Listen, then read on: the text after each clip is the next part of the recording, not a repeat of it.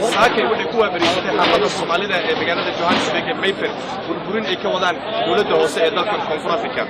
ciidamada booliiska iyo waaxda municipality-ga ayaa iska kaashanaya arrintan burburinta ah waxaana la sheegay ilaa 8 goob oo ganacsi oo ku taala xaafadda Soomaalida in ay burburinayaan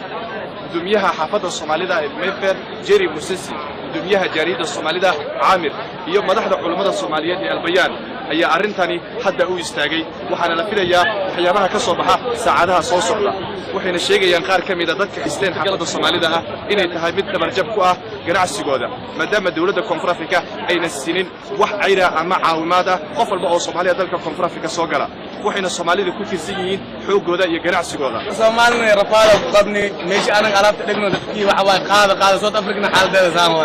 ninkii South Africa su'aala asee u taala ma fahamtay waxa way alaabtii waagna asaasay dadka u gudumiyeen macna ishaga dawladda waxa way qarash yarta qarashadii ay siisin ku kala ku ma qarash kala rabaa kabacdi halka South Africa saama way fiican South Africa saama qorfaasna alaabteen ilaa banaana aan waagna wax anaga hadda ayad ana hayo mala biswa ayad had an haayo malaha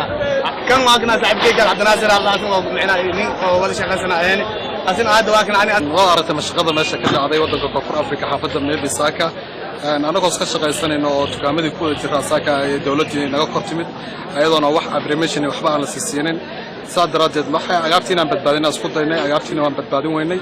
maanta waxa lagu bilowday in la jajabiyo guriyaha hadda ka hor waa naloo jabi jiray maxkamadda waxaa nooga imaan jireen wax kale oo dhibaato aan la gaarsiin jirin laakiin maanta waxa lagu baabiyay guriyaheena iyo hantideena ayaa lagu baabiyay safarada Soomaaliya ilaa hadda wax akhbaar oo ka hayno ama taageero ma hayno waxaan kaliya haynaa Soomaali board oo gaaminaya Caamir in ay nala joogaan iyo sida حافظة community حافظة. To advise them that they should not undermine this letter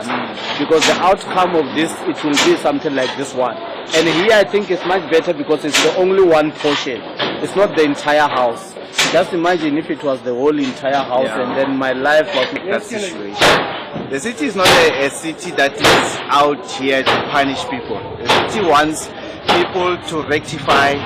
any illegal activities that are happening in their properties. So when a person receives a notice from the city, they need to stand up,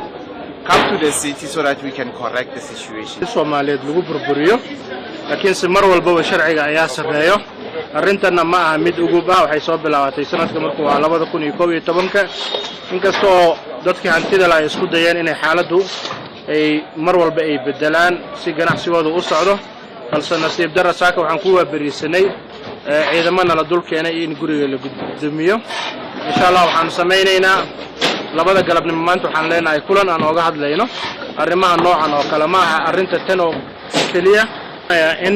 dadku ay naga qosayaan arrimahan aan la hadalno wasaaradaha jooga maanta oo ka socda ilaa 16 waaxoodna waxay diyaar u yihiin inaan shir wada galno isla galabta arrimaha dambana aan uga hadalno marka dibku wuxuu u dhacayaa in muwaadinka Soomaali uu tixgelin sharciga uu imaado xagga dawladda ee mar walba ku saabsan in hantida wax ka bedelo waad ogtiin sharciga dalka ama bylaws-ka municipality ay leedahay in guri iska dhisi karin in hantidaada aad adigu intaad dumiso aadan dib u dhisi karin marka waxaan walaalaha Soomaaliyeed ka codsanaynaa in mar walba ay u hoggaansamaan awaamirta ka soo baxaya xafiisyada dawladda